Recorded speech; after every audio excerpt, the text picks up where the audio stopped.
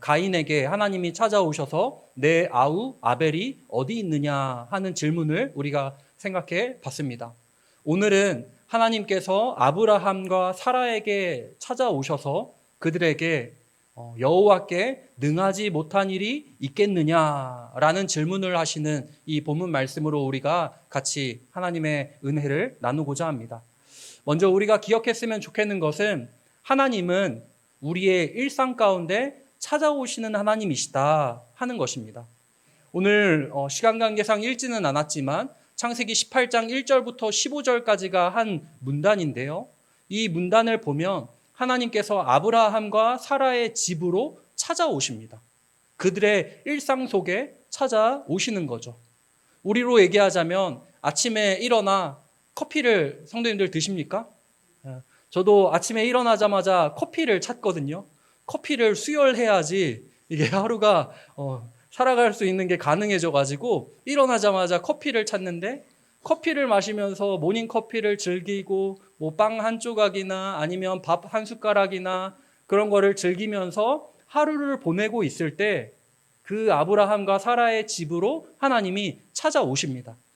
찾아오시는데 본문을 보면 세 사람이 왔다 이렇게 얘기를 하고 있습니다. 세 사람이 아브라함과 사라의 집에 방문하였다 이렇게 말씀을 하거든요. 그래서 중세시대 때는 어떻게 이해했냐 하면 우리 하나님 어떤 분이십니까? 삼위일체 하나님이시잖아요. 그러니까 세 사람이라고 하니까 이거 성부와 성자와 성령이 찾아오신 거다 이렇게 옛날 성도님들은 그렇게 이해를 했습니다. 그런데 그거는 너무 나간 이해이고 오늘 본문에 나오는 이 세 사람은 아마도 천사들과 하나님 또는 하나님의 대리인인 그 천사들, 세 천사들을 아마도 가리킬 것입니다. 그런데 하나님과 두 천사이든 아니면 세 천사이든 하나님의 보냄을 받은 것은 확실하고 하나님이 아브라함과 사라에게 찾아오신 것은 확실하기 때문에 하나님이 아브라함과 사라의 집으로 찾아오셨다. 이 사실만큼은 변함이 없습니다. 성도님들, 아브라함과 사라의 일상 속에 찾아오시는 이 하나님은 우리에게도 찾아오시는 하나님이십니다. 우리가 집에서 소파에 앉아 있을 때에든 침대에 걸터 앉아 있을 때에든 침대에 누워 있을 때에든 주방 싱크대에서 설거지를 하고 있을 때에든 어느 때든 우리가 운전을 할 때든 아니면 직장에 나가 일을 할 때든 하나님은 우리에게 찾아오시는 하나님이십니다. 하나님은 여호수아에게는 군대 대장으로 찾아가셨고 엘리야에게는 세미한 소리로 찾아가셨고 그리고 신약에서는 아기 예수님이 임마누엘의 하나님으로 우리 가운데 이 세상 가운데 찾아오지 않으셨습니까? 그러니까 우리 하나님은 언제나 나에게 우리에게 찾아오시는 하나님이시다. 이 사실 우리가 꼭 기억했으면 좋겠습니다. 하나님은 왜 이렇게 우리를 찾아오실까요? 무엇보다 우리를 너무나 사랑하시기 때문에 그렇겠죠. 사랑하니까 보고 싶으니까 찾아오시는 겁니다. 우리 아무개, 내 딸, 내 아들 잘 지내나? 잘 있나? 우리를 만나기 위해 찾아오시는 거죠. 우리가 특히나 외로워하고 우울해하고 힘들어하고 있을 때 더더욱 우리를 찾아오시는 우리의 하늘 아버지이시지 않겠습니까? 내 딸이, 내 아들이 이렇게 힘들어하고 있는데 하면서 우리를 찾아오시는 이 하나님, 참 좋으신 우리의 하늘 아버지시라는 거 우리가 꼭 기억했으면 좋겠습니다. 그리고 오늘 본문을 보니까 하나님이 찾아오셔서 아브라함과 사라에게 무슨 말씀을 하십니까? 내년 이맘때에 내게 아들이 있을 거다 라는 약속을 다시 상기시키십니다. 창세기 12장에 처음 하나님이 아브라함을 부르시죠. 내가 내게 큰 민족을 이루게 하리라. 너는 복의 통로가 될 거다. 그런 약속을 주시면서 아브라함을 부르십니다. 그리고 창세기 17장에서는 더욱 구체화해서 내 자손은 하늘의 별과 같이 많아질 거고 바다의 모래와 같이 많아질 거야 하는 약속을 해주십니다. 그리고 오늘 이 본문 말씀 창세기 18장에서는 하나님이 또 찾아오셔서 내년 이맘때에는 너에게 아들이 있을 거야. 그 전에 하셨던 약속을 더욱 구체화시키면서 내년에는 꼭 너에게 아들이 있을 거다. 그 약속의 자녀가 생길 거다라는 그 하나님의 약속을 다시 상기시키시면서 재확인을 시켜 주십니다. 하나님은 어떤 하나님이십니까? 약속을 하시는 하나님이시고 그 약속을 반드시 지키시는 신실하신 하나님이십니다. 우리 하나님이 왜 좋은 줄 성도님들 아십니까? 우리 하나님은 약속하신 것을 반드시 지키시는 하나님이시기 때문에 참 좋으신 하나님이십니다. 세상은, 그리고 사람은 약속을 해도 상황과 조건에 따라 그 약속을 어기기도 하고 잊기도 하고 깨뜨리기도 하지 않습니까? 사람과 세상은 항상 변할 수 있는 가변적인 존재, 가변적인 상황이잖아요. 그렇지만 우리 하나님 어떤 분이십니까? 불변하시는 하나님이시죠. 회전하는 그림자도 없다라고 성경이 말할 정도로 우리 하나님은 약속하신 것을 반드시 지키시는 신실하신 하나님이시다. 성경이 일관되게 주관하는 하나님의 모습이고 특징이지 않습니까? 그래서 하나님은 신실하시고 하나님은 우리에게 약속하신 것을 반드시 지키시는 하나님이시기 때문에 우리에게 필요한 자세가 무엇이냐 하면 하나님의 약속이 어디에 기록되어 있나요? 성경에 기록되어 있죠. 성경에 하나님의 약속이 가득 차 있기 때문에 우리는 이 성경을 더욱더 읽고 이 성경을 통해 하나님의 약속을 더욱 발견하여서 하나님이 나를 향한 계획과 뜻이 무엇일까를 날마다 상고하는 것, 이 자세가 우리에게 필요하다 하는 겁니다. 성경을 보십시오. 하나님이 뭐라고 우리에게 약속을 하십니까? 내가 불 가운데로, 물 가운데로 지날지라도 내가 너를 업겠다 말씀하지 않으십니까? 강하고 담대하라, 내가 너와 함께하겠다 말씀하지 않으십니까? 두려워하지 말라, 내가 너와 함께한다 말씀하시는 하나님이시잖아요. 내가 너를 손바닥에, 내 손바닥에 기록하였다 말씀하시는 하나님이시지 않습니까? 이 약속들을 우리는 성경을 부지런히 읽으면서 성경을 통해 하나님의 약속들을 발견하고 그 약속을 신실하게 지키실 하나님만을 우리는 고대하면서 살아가면 된다는 것입니다. 성도님들, 이거 잘 하고 계십니까? 하나님의 말씀 부지런히 열심히 읽고 계신가요? 고개를 절레절레 크게 하시면 어떡해요? 네. 하나님의 약속이 담겨져 있는 이 성경을 우리는 읽기 위해 노력하고 배우기 위해 노력하고 우리 마음판에 새기기 위해 노력을 해야 한다. 이 변함없는 사실이지 않습니까?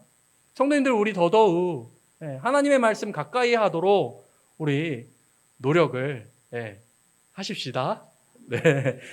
이 성경을 통해 하나님의 약속을 발견할 때 하나님은 신실하게 그 약속을 지키신다. 오늘 말씀에서도 얘기하고 있죠. 내년 이맘때에 아들이 있을 거야.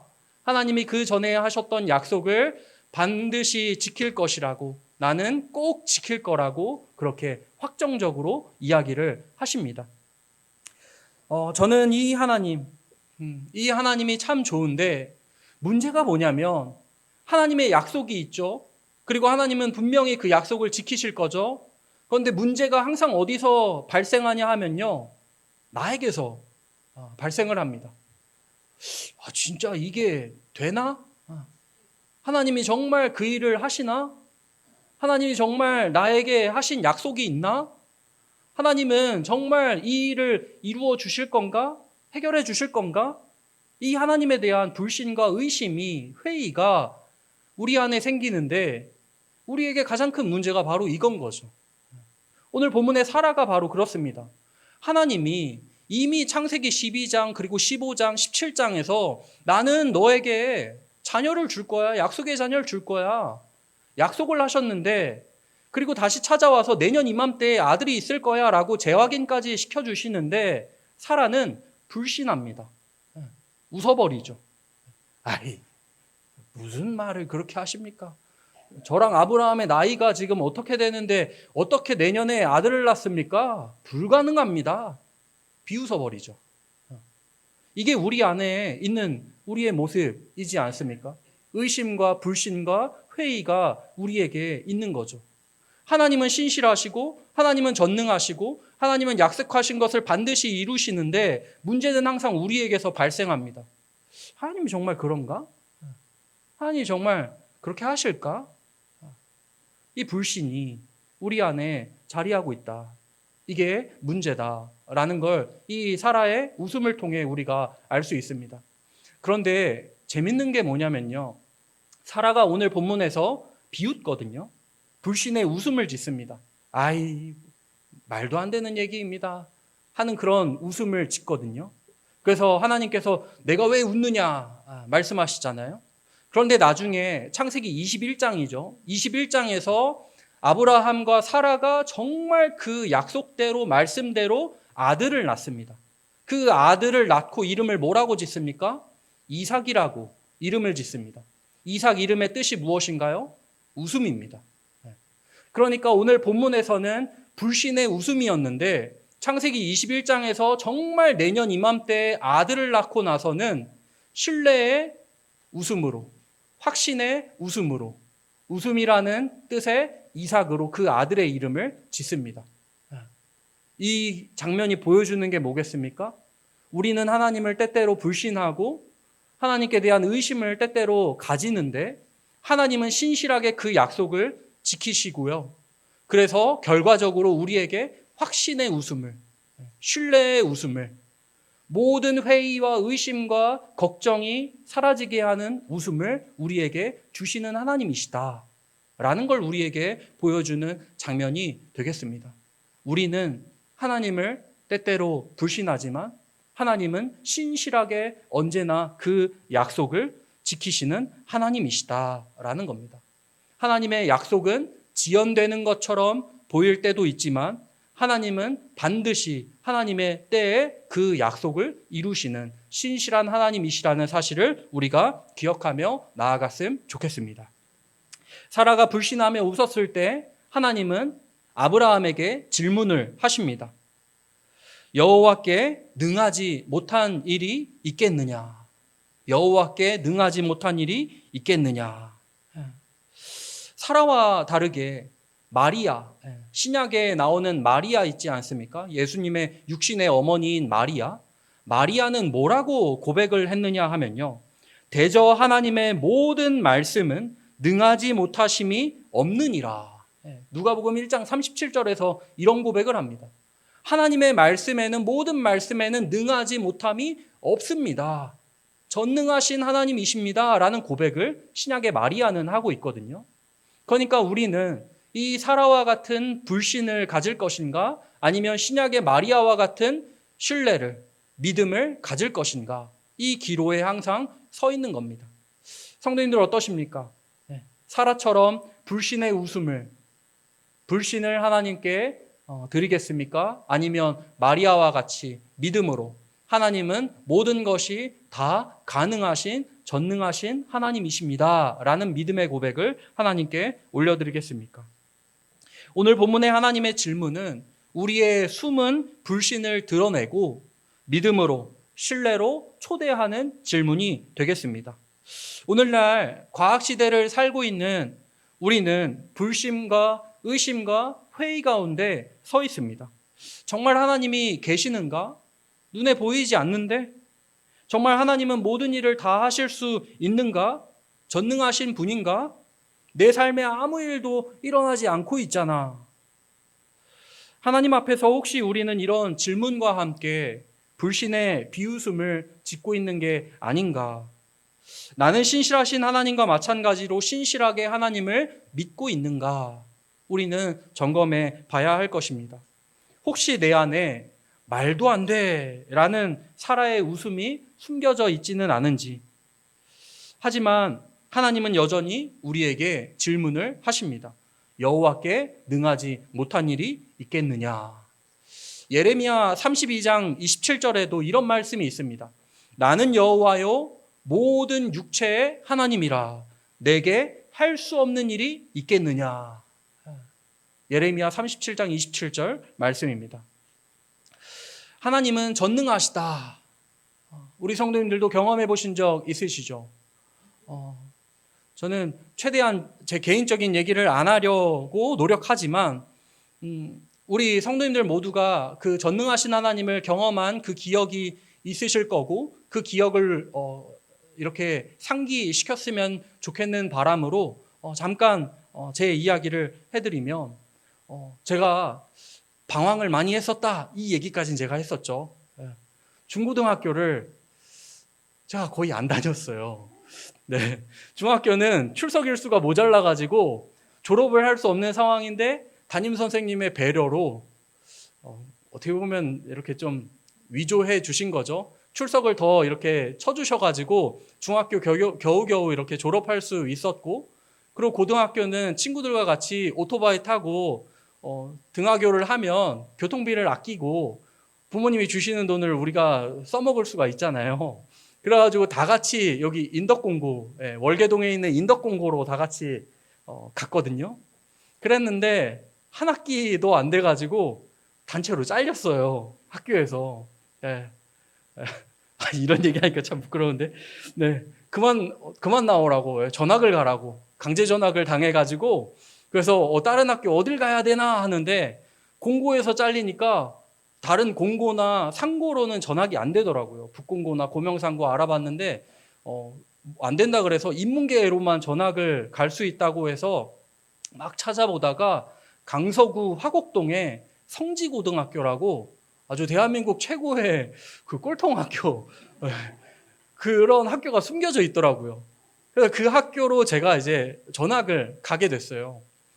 그랬는데 그 학교의 특징이 뭐냐면 소년원을 갔다가 나온 친구들이 검정고시 보기는 어렵고 그리고 일반 학교로 가기에는 좀 위험하고 그러니까 가는 학교가 그 성지고등학교 딱 거기였거든요. 그래서 거기는 학비만 내고 학교를 안 가도 되는 학교이다 보니 제가 3년 동안 한 20번도 안 가고 그냥 등록금만 내고 고등학교 졸업장을 받게 됐거든요.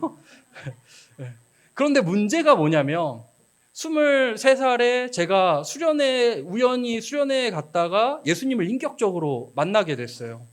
그리고 24살 때에 새벽마다 저녁마다 기도하는데 하나님이 마음을 주시는데 신학교에 가라. 공부해서 수능 보고 신학교에 가라 하는 마음을 주시는 거예요. 근데 제가 두 가지 이유 때문에 끝까지 반대했거든요. 첫 번째는 하나님 제가 중고등학교도 잘 안 다녔는데 수능 공부를 어떻게 하고 신학대학을 갑니까? 말도 안 됩니다. 공부해 본 적이 없잖아요. 두 번째 이유는 하나님 지금 제가 등록금 낼 여력도 안 되는데 어떻게 학교를 갑니까? 돈이 없잖아요. 이 두 가지 이유 때문에 끝까지 정말 최선을 다해 속된 말로 개겼거든요. 그런데 하나님이 계속 주시는 마음이 여호수아 1장에 내가 내게 명한 것이 아니냐 강하고 담대하라 좌로나 우로나 치우치지 말고 내 말씀대로 살아가라 그 말씀을 계속 생각나게 하시면서 끝내는 내 영광을 위해 공부해라 하는 마음을 주시는 거예요. 거기서는 제가 못 개기겠더라고요. 아멘을 하게 됐죠.